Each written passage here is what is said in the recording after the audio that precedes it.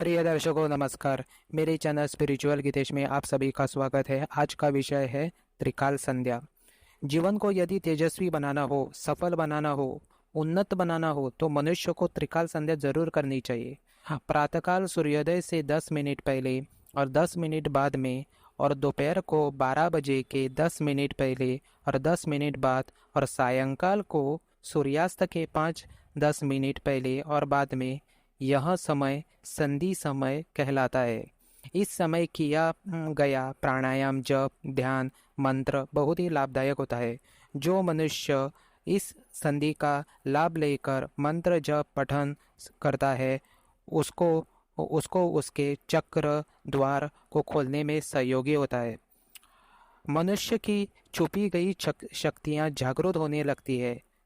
मन में आत्मविश्वास मन में आत्मविश्वास और आत्मज्ञान अपने यहाँ भी ही प्रज्वलित होने लगता है।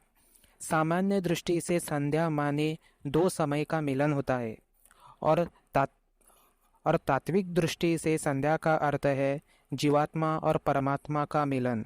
संध्या जीव को स्मरण कराती है कि उस आनंद धन परमात्मा का, जिससे एकाकार होकर ही वह इस मायावी प्रपंच से छुटकारा पा सकता है। सूर्योदय, दोपहर के 12 बजे एवं सूर्यास्त, इन तीनों वेलाओं से पूर्ण एवं पश्चात 15-15 मिनट ईट का समय संध्या का मुख्य समय माना जाता है। इन समयों में हे सुषुम्ना नाड़ी का द्वार खुला रहता है, जो कि कुंडलिनी जागरण तथा साधना में उन्नति हेतु बहुत ही महत्वपूर्ण है। संध्या के समय ध्यान, जप, प्राणायाम आदि करने से बहुत ही लाभ मिलते हैं। जानिए क्या मिलता है त्रिकाल संध्या करने से। पहला, नित्य नियम पूर्वक संध्या करने से चित्त की चंचलता समाप्त होती है।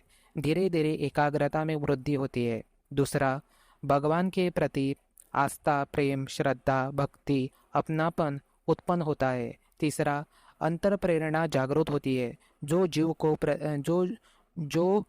को प्रतिपल सत्य पथ पर चलने की प्रेरणा देती है। चौथा, अंतस्करण में जन्मों जन्मों के कुसंस्कार जलने लगते हैं और वह समस्त विकार समाप्त होने लगते हैं। पांचवा, मुख पर अनुपम तेज, आभा, गंभीरता आ जाती है। छठा, वाणी में माधुर्य, कोमलता, सत्यता का वास हो जाता है।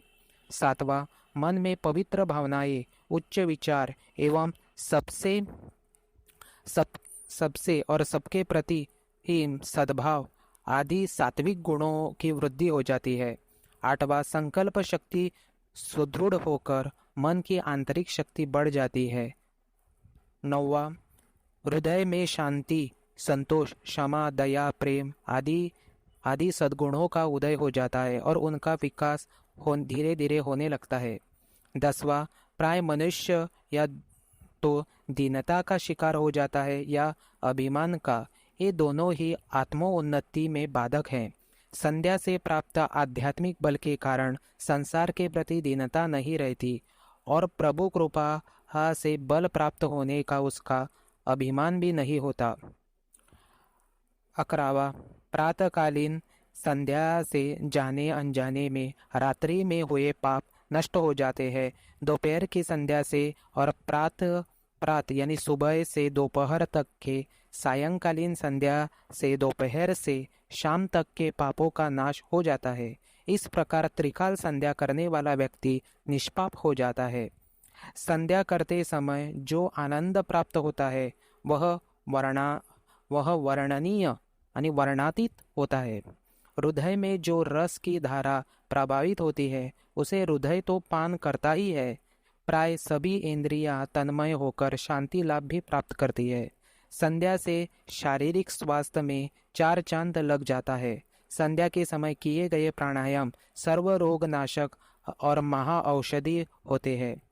त्रिकाल संध्या करने वालों को कभी भी रोजी रोटी के लिए चिंता नहीं करनी पड़ती है। भगवान उसके लिए एक कुछ ना कुछ रोजी रोटी का इंतजाम करता ही रहता है, और व्यक्ति में ऐसा आत्मबल और आत्मविश्वास आता है कि वह जो भी काम करेगा उसमें सफलता अवश्य उसे मिलनी चाहिए। यही है त्रिकाल संध्या का परिणाम। प्राचीन ऋषि मुनि त्रिकाल संध्या किया करते थे। भगवान वशिष्ठ भी त्रिकाल संध्या करते थे। भगवान श्री राम भी त्रिकाल संध्या करते थे।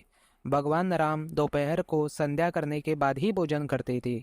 संध्या के समय हाथ पैर धोकर 3 चिल्लू पानी पीकर फिर संध्या में बैठे और प्राणायाम करे, जप करे, भगवान का चिंतन करे, मनन करे। कोई भी स्तोत्र आपको पता है वह बोलना चाहिए, उसका पठन करना चाहिए, उसका मनन करना चाहिए। ओमकार का दीर्घ श्वास भी लेना चाहिए, प्राणायाम करना चाहिए, अनुलोम विलोम भी कर सकते हैं।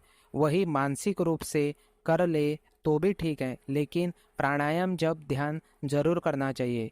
जैसे उद्योग करने से, पुरुषार्थ करने से दारिद्रता नहीं रहती, वैसे ही प्राणायाम करने से पाप कटते हैं। जैसे प्रयत्न करने से धन मिलता है, वैसे ही प्राणायाम करने से आंतरिक सामर्थ्य व आंतरिक बल मिलता है। छंदोग्य व उपनिषद में लिखा है कि प्राणायाम करने से मन को पवित्र किया जा सकता है, उससे तन मन पवित्र हो जाता है। गुरु के आखिरी उपदेश का रंग लगता है और आत्म परमात्मा का भी साक्षात्कार हो जाता है। मनुष्य के सारे रोग विकार भी नष्ट हो जाते हैं। जो मनुष्य के फेफड़ों में 3000 छोटे छोटे छिद्र होते हैं। जो लोग साधारण रूप से श्वास लेते हैं, उनके फेफड़ों के केवल 300 से 500 तक के छिद्र ही काम करते हैं, बाकी बंद पड़े रहते हैं, क्योंकि वो प्राणायाम नहीं करते हैं। पर प्राणायाम करने से ये बाकी के सारे छिद्र भी अच्छी तरह से काम करते हैं। इसलिए हमें प्राणायाम करना चाहिए, और वो भी त्रिकाल संध्या में करने से बहुत ही लाभदायक होता है, जिससे शरीर की रोग प्रतिकार शक्ति किसी की कम हो गई है तो भी बढ़ जाती है। प्राणायाम करने से मनुष्य जल्दी बीमार और बूढ़ा प्राणायाम करने से नहीं हो जाता है। व्यसनों एवं बुरी आदतों से भी वह दूर रहता है। और जो प्राणायाम नहीं करते हैं, वह व्यसनों एवं बुरी आदतों के कारण शरीर की शक्ति शिथिल हो जाती है। इसके कारण शरीर की शक्ति, ऊर्जा शिथिल हो जाती है। रोग प्रतिकारक शक्ति कमजोर हो जाती है। छिद्र शरीर के जो भी छिद्र होते हैं, वह बन पड़ने के कारण अच्छे तरह से कोई भी शरीर का पार्ट्स होता है, वह अच्छे से काम नहीं कर पाता है। उनमें जीवाणु पनपते हैं, शरीर पर हमला कर देते हैं, जिससे दमा, टीबी बीमारी का भी संभावना बढ़ जाती है। इसलिए प्राणायाम करना चाहिए, वो भी त्रिकाल संध्या में। परंतु जो लोग गहरा श्वास लेते हैं, उनके बंद छिद्र भी खुल जाते हैं, उनके कार्य करने की क्षमता भी बढ़ जाती है, रक्त शुद्ध होता है, नाड़ी भी शुद्ध रहती है, जिससे मन भी प्रसन्न रहता है। इसलिए सुबह, दोपहर, शाम को संध्या के समय प्राणायाम करने का विधान है।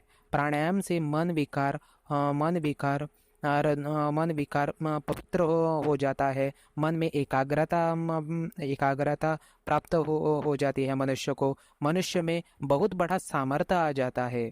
यदि मनुष्य 10-10 प्राणायाम तीनों समय में करे और शराब, मांस, बीड़ी व अन्य व्यसनों एवं फैशनों में न पड़े, तो 40 दिन में ही मनुष्य को अनेक अनुभव होने लगते हैं।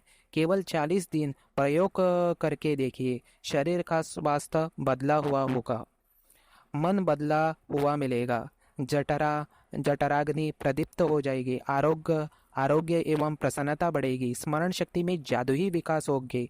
जो भी बच्चे पढ़ाई करते हैं, उसके लिए तो ये रामबाण है। प्राणायाम करना, प्राणायाम से शरीर के कोशों की शक्ति बढ़ती है। इसलिए ऋषि मुनि जो होते हैं, वह त्रिकाल संध्या करते हैं, और उनकी जो बुद्धि होती है, वो भी बहुत ही कुशाग्र होती है। रात्रि अनजाने में हुए पाप सुबह की संध्या से दूर हो जाते हैं। सुबह से दोपहर तक के दोष दोपहर की संध्या से दूर हो जाते हैं, और दोपहर के बाद अनजाने में हुए पाप शाम की संध्या करने से नष्ट हो जाते हैं।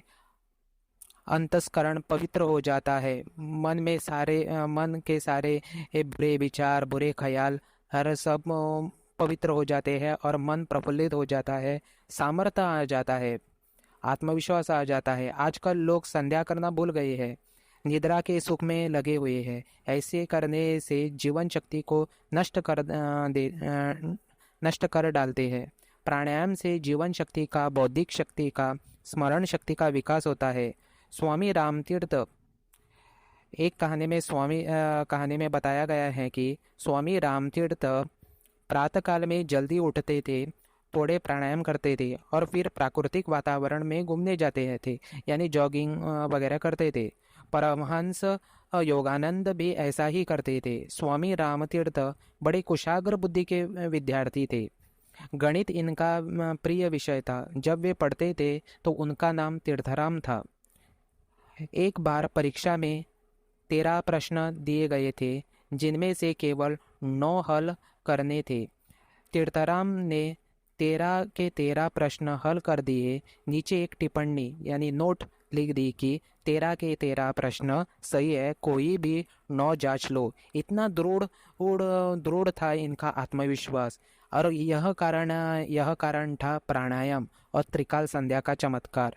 अनेक लाभ है। संध्या के समय किया हुआ प्राणायाम, जप और ध्यान अनंत गुना फल देता है। वह व्यक्ति को पुण्य पुंज देने वाला होता है, तेजस्वी करता है, अपनी स्किन को, कांति को बढ़ाता है। संध्या के समय हमारी सब नाड़ियाँ का मूल आधार जो सुषुम्ना नाड़ी है उसके द्वार को खोलता है। इससे जीवन शक्ति, कुंडलिनी शक्ति के जागरण में सहयोगिता प्राप्त हो जाती है। इस समय किया हुआ ध्यान, भजन, मनन, कीर्तन, स्तोत्र अधिक हितकारी और उन्नति करने वाला होता है। वैसे तो ध्यान भजन कभी भी करो पुण्य फलदायी ही होता है, किंतु संध्या के समय उसका प्रभाव और भी बढ़ जाता है। त्रिकाल संध्या करने से विद्यार्थी भी बड़े तेजस्वी और उनकी स्मरण शक्ति भी बहुत ही गजब की हो जाती है। एतएव जीवन के सर्वांगीण विकास के लिए मनुष्य मात्र को त्रिकाल संध्या का सहारा जरूर लेना चाहिए और नैतिक, सामाजिक एवं आध्यात्मिक उत्थान करना चाहिए। तो दोस्तों, आशा करता हूँ कि आपको मेरा आज का विषय वीडियो पसंद आया होगा। अगर पसंद आया तो मेरे चैनल स्पिरिचुअल गीतेश को सब्सक्राइब कीजिएगा। मैं यहाँ पर आपके लिए स्पिरिचुअल, सनातन और ज्योतिष रिलेटेड वीडियोस लाता रहूँगा। दोस्तों, मेरे चैनल को सपोर्ट कीजिएगा और मेरी वीडियो देखने के लिए आपका बहुत बहुत धन्यवाद।